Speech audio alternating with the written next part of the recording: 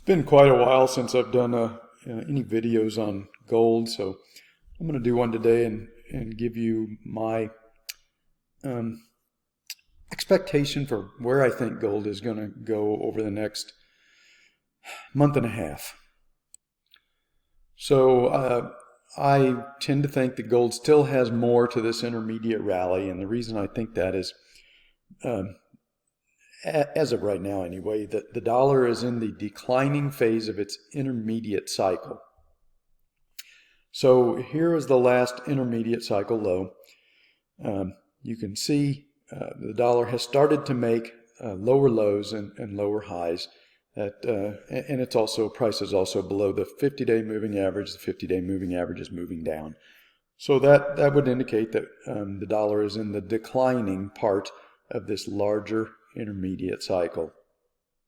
And barring some kind of major pivot by the Fed, I think this is likely to continue until there's a couple of things that could bring an end to this intermediate decline.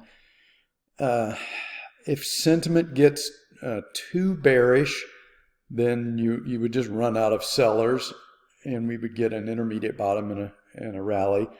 We're not really at risk of that yet. There's some technical levels that would potentially put a bottom into this intermediate decline. The main one is the 200-week moving average, and that's going to be below this pivot right here, maybe around 99. And then you have maybe a trigger event. This drop, the trigger event for basically this daily cycle to roll over and left translate.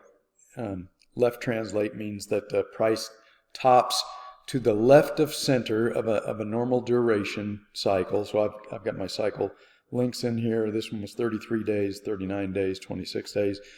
So yeah, the middle mark of these cycles is somewhere around 20 days. So if you top ahead of day 20, then you're looking at a left translated cycle, and left translated cycles usually fail.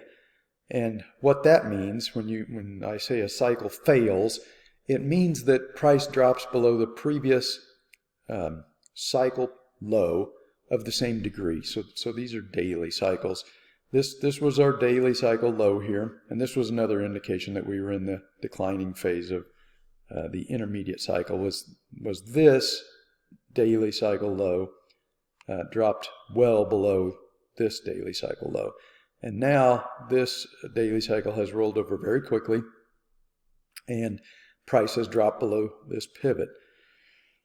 So the trigger event obviously would be the FOMC meeting on the 31st. The FOMC meeting last week was the trigger event to left translate and fail this cycle.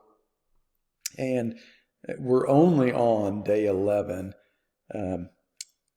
A typical duration, although cycles are getting pretty erratic, but a typical duration is, I'm going to say, between 35 and 45 days most of the time. You'll get some outliers that might be a little short or a little long. And usually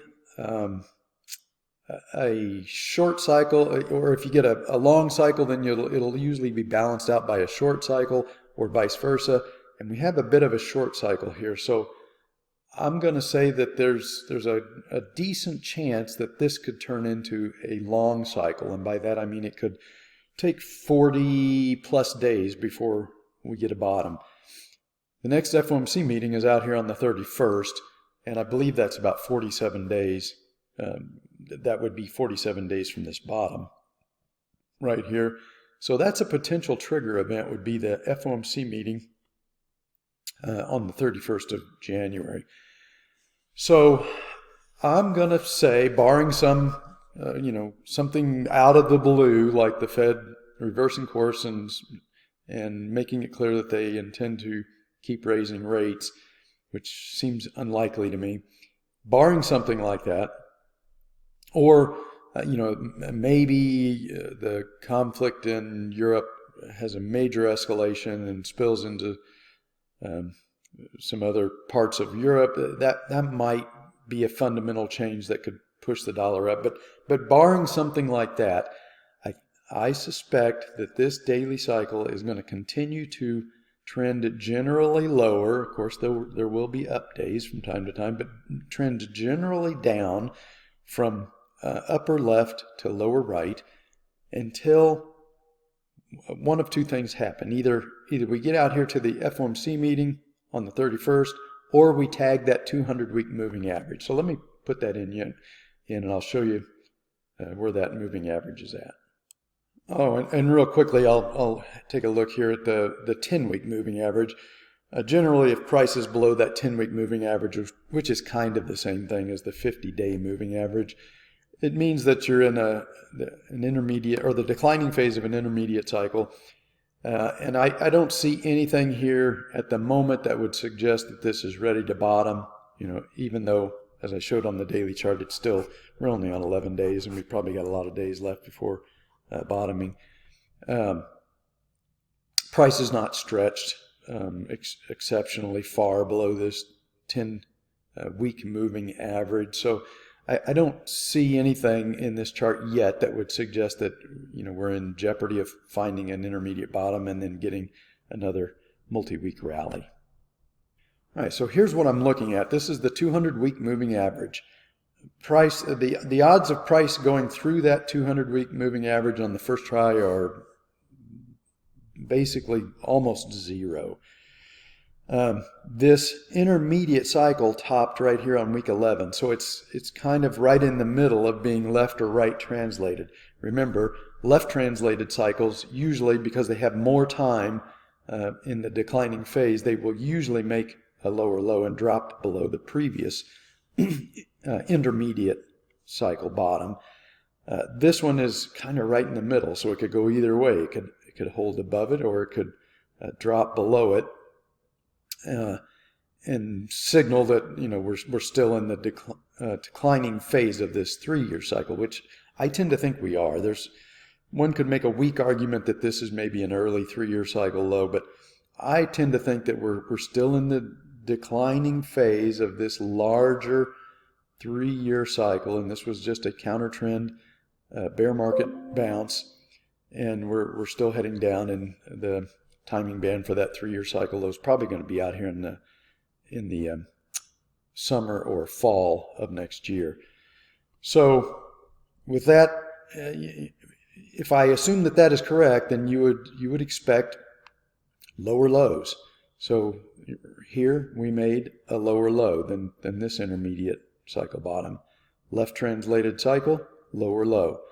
I think we're probably going to make another lower low, but I don't think it's going to be a big lower low. I don't think we're going to really get any sustained move lower. This cycle is already getting pretty mature.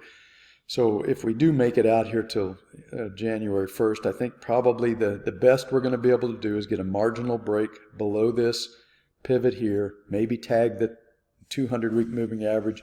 We might move below it intra-week, but I suspect we would probably close either on it or back above it by the time the week is done, and then we would have another intermediate rally. So this is what I think is going to drive gold. I think clearly the dollar is in the declining phase of its intermediate cycle, and barring something coming out of left field, I think it's likely to continue until either tagging this 200-week moving average or getting out here to the next FOMC meeting on the 31st of January. All right, so that brings us to gold. If the dollar's is going to continue this intermediate decline for possibly another 7 weeks, then it's going to be pretty hard for the banking cartel to keep gold suppressed. Gold is 10 weeks into this intermediate rally.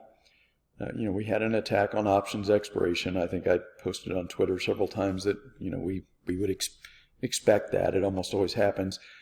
But I don't think that the bullion banks the banking cartel, I don't think they're going to be able to prevent gold from breaking out above 2100 during this intermediate cycle with the dollar in decline.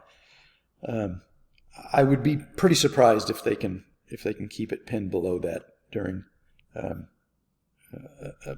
another 7 weeks of the dollar decline. So that gives gold potentially 7 weeks to get up here, break out above this, and then get some traction to the upside. Something that maybe stretches price a little too far above this 200-week moving average. And then at that point, we'd get an intermediate top, and we would then get a 6 to 8 week, probably shorter. If we've got 7 more weeks, that would put this on week 17. And the intermediate cycle in gold tends to run about usually between 20 and 25 weeks. So I don't know that we're going to need 8 or 10 weeks moving down into the intermediate cycle low once it's done. I think we could probably complete it in 4 to 6 weeks. So potentially 7 weeks to break out above 2100, get some traction, a somewhat sustained move. Maybe we could get up here to 22, maybe even a kind of a ambitious projection, maybe at 2300. You're going to maybe start to really get some panic in the dollar if it continues to decline over the next 7 weeks, and some more traction to the downside in the dollar. That would inspire a lot more buying in gold. So maybe we could get a somewhat irrational move that could push us up to 2300.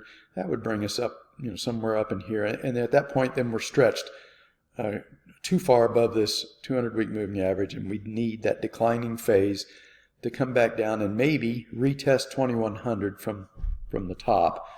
And maybe that's where we get our intermediate cycle low, and then the next intermediate cycle we could maybe be finally off to the races in the metal. So I think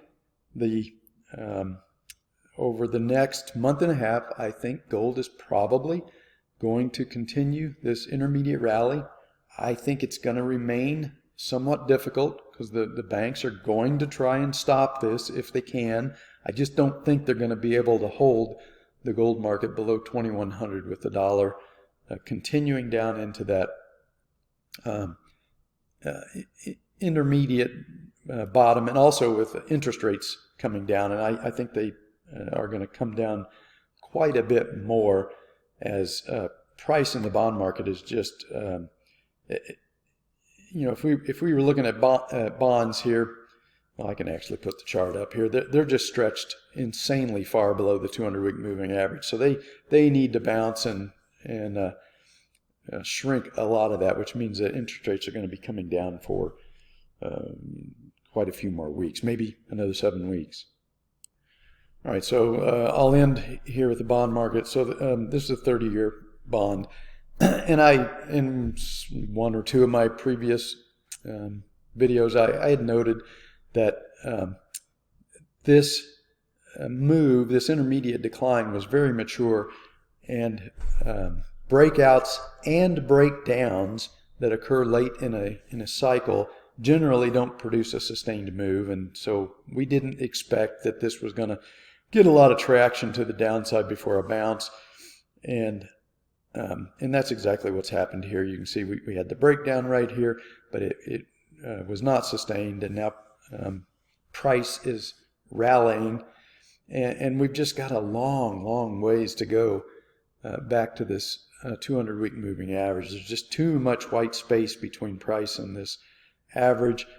So I don't know that it's going to get all the way back up here, but it needs to rally for more weeks and chew up some more time and close some of this gap here. So that's also going to be bullish for gold. We're going to have a declining dollar and probably falling interest rates, and I think probably at least for the next 6 to 7 weeks, I think. So with those factors as a tailwind for gold, I think it's going to be very hard for the cartel to keep gold suppressed below 2100. They're going to try, which is going to make trading the metals difficult, but I don't think they're going to win that battle, and I think we're going to get our breakout in gold here over the next month and a half. So my prediction is gold is going up, but it's going to be a difficult move higher over the next 7 months. A move that's going to give you profits, but it's going to make it very hard to hang on to the trade when we get these repeated attacks to try and stop the rally in the metals market.